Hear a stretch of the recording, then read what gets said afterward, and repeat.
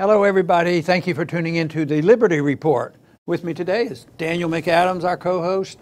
Daniel, good to see you. How are you, Dr. Paul? I am doing fine, and we're going to talk about little government versus big government, an ongoing problem that's been in history forever and ever, but we'll continue to talk about it. Yesterday we talked, a little bit about, the vote about the Kurds becoming independent in Iraq, and having their own country in a referendum. But this is another referendum that's supposed to come up on October 1st, and that is the Catalonia referendum, where they're seeking independence, secession, and separation from Spain, which is very, very interesting because it's getting maybe even a little bit more attention, slightly different than what the Kurds were doing. They were sort of asking to start a new country and break away.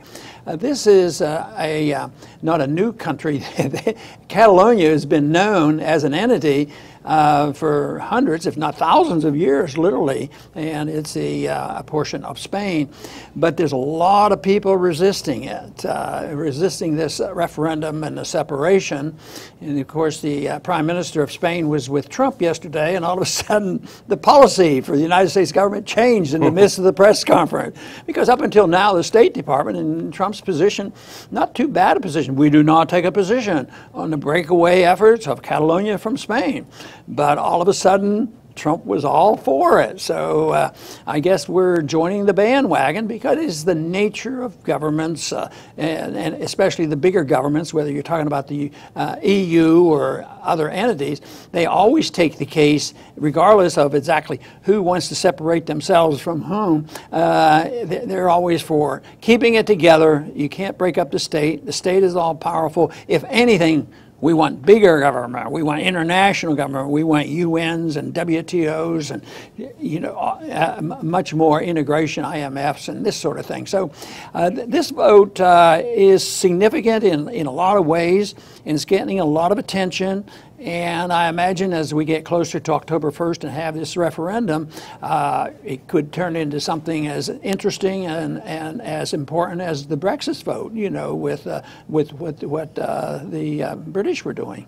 Yeah, absolutely. And the timing of the Spanish Prime Minister's visit is interesting. I would think if the U.S., if Trump really did not want to take a position on it, he would have said, let's meet after the referendum, because even if he hadn't spoken up and said, they'd be crazy to leave Spain, just being there together at a photo op or at a press conference a couple of days before, knowing the position of the Spanish Prime Minister, would send a signal, that the U.S. is standing with him. So, in a sense, he didn't have to open his mouth, but he did.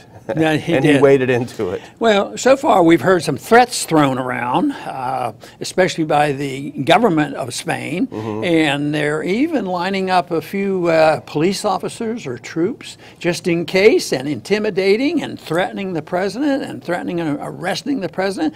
But they also know the political downside of becoming, too aggressive in trying to challenge this referendum. Yeah, it is a delicate balancing act, but there are 3 cruise ships that are docked in Catalonia now. They hold 16,000 riot police ready to spring off of their cruise ships. That's more police than in all of Catalonia. So essentially, they have their own army there ready to go against Catalonia if it gets to that. And as you point out, they have shown themselves to be very aggressive. They seized 10 million, police seized 10 million papers related to the referendum. They were voter lists, signs, other paperwork.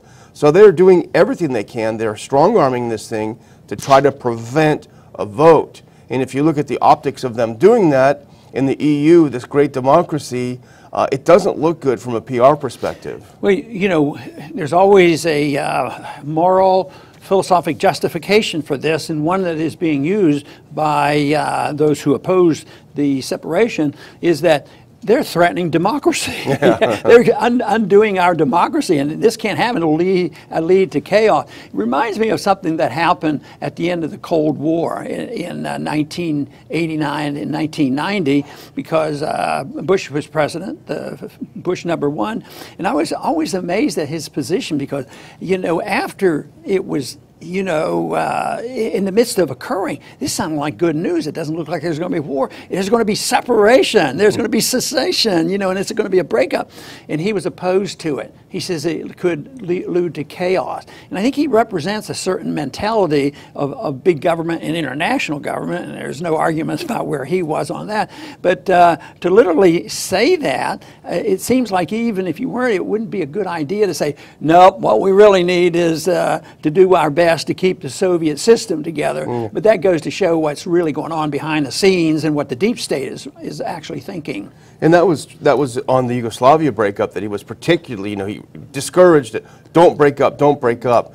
In fact, getting involved, I think, caused the problem and the war to be much worse than it would have, because, of course, the U.S. then flip-flopped and began to, especially under Clinton, began to fan the flames of secessionism, to fan the flames of nationalism, Croats versus Serbs, et cetera, et cetera. So we've actually, our intervention was wrong on both counts. Yeah, you know, the largest Spanish newspaper, you know, came out real strong, and they were actually saying it's the Russia's fault. Oh, they're the instigator. That's right. And I figure, you know, it looks like it's Russia bashing time. I don't even know if Russia has stated the position on this. I think they have enough to worry about, you know, with Ukraine and a few other places closer to home. But anyway, I thought it was interesting that Russia was being blamed. But the European Union has taken a strong stand, and of course it's philosophic and good. We need unity and democracy, and we need order, and so therefore the European Union strongly opposes the separation. And you know, that's this is the other thing. You know, we just had elections in Germany, which the mainstream media covers as, oh, well, Merkel won a fourth term. That's not exactly what happened. Both her conservative Christian Social Union, Christian Democratic Union, and the Social Democrats had the worst defeat they've had since the 40s. Their share of the vote has gone down just dramatically. And what's happened, the Alliance for Germany has cropped up out of nowhere with about 13% of the seats in Parliament. This, I think, reflects the undercurrents of what's happening in Europe. This is the anti-Brussels movement. This is Germany saying we've had enough of Merkel's refugee policy. But I think this is the undercurrent. And we saw it, you know, to a degree in France, with Le Pen having a very good showing. This is what's happening, and this is what Brussels is desperate to quelch, and the U.S. too. Oh, I think you're absolutely right. I think that is the movement. We live in a time when the people are starting to believe there's no need for bigger and more intrusive government. And it's sort of like it's an idea whose time has come, and the powerful governments and their military won't be able to stop it. And unfortunately, though, they're going to try very hard, and it's going to be an attempt. But this is not new for Catalonia. You know, historically, this is an interesting story and also dangerous. But you know, they've been around for a couple thousand years, and even Roman days they were fighting over this. It must be a beautiful country, and their traditions must be something. They have wealth, and they have you know, wonderful beaches, and also it's prized. But they also are an independent people. Actually have their own language. But I think the significant part of the recent history is 1931 to 1939, because they became an independent republic in 1931, and then of course the authoritarians got together and they weren't going to have this, and that's when Franco came into power. There was a 3-year civil war, and of course Franco was aligned with the Nazis, and they participated in this, and of course in 39 you know, the Catalonians were defeated and they became part of Spain again. But this is the date that most people use that ushered in World War III. I'm not quite sure that's the whole answer. World War II. Let's not get ahead of ourselves. That's next World War II ushered it in. There were a lot of other factors, but a lot of historians picture this, that this was really the precipitating factor, you know, that really got the fighting going in Europe.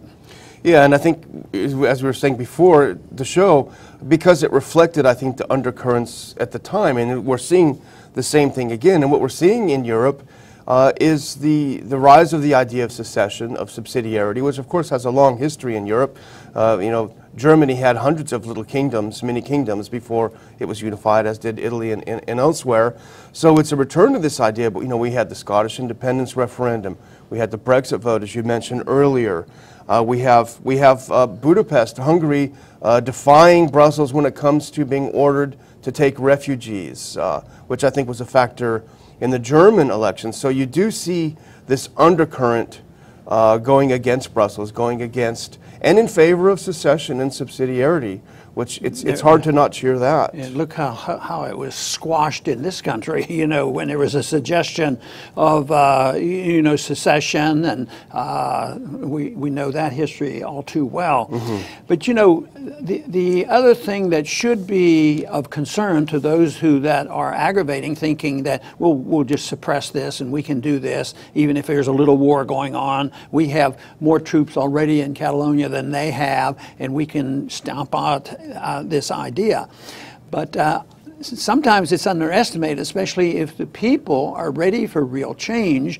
And I think that it won't necessarily work. A little war to compel Catalonia to behave themselves may lead to a bigger one, sort of like even leading up into World War II. But what about just our little wars that we fought, the remaking of the Middle East? That's no problem. I mean, what were they talking about? 6 months, we could take care of Iraq, and we could establish a republic, and we could have the oil, and just on. And all of a sudden, after 16 years, it's worse off than ever. So this is the reason why events like this can morph into something else that is much more serious than they think it is. And I think the danger for Madrid, I think, is you probably have a lot of people in Catalonia who don't really have a strong opinion either way. The polls earlier, they did a test run a while back, and it was very high in favor of independence. But you do have a lot of people probably sitting on the fence. But when you see violence, if you see a crackdown, if you see Madrid coming in and ripping out the ballot boxes, I think you're going to get people becoming a lot more motivated by this. They become a lot more interested in it. Here's the foreign affairs chief from Catalonia. Here's what he said. And he talked about having the rhetoric on your side. He said, there is no alternative. There are two projects now on the table, a democratic project or repression. Not a very good choice there, is it? I mean, the dangerous choice. Of repression, so this yes. This is something, though, that I think is very serious.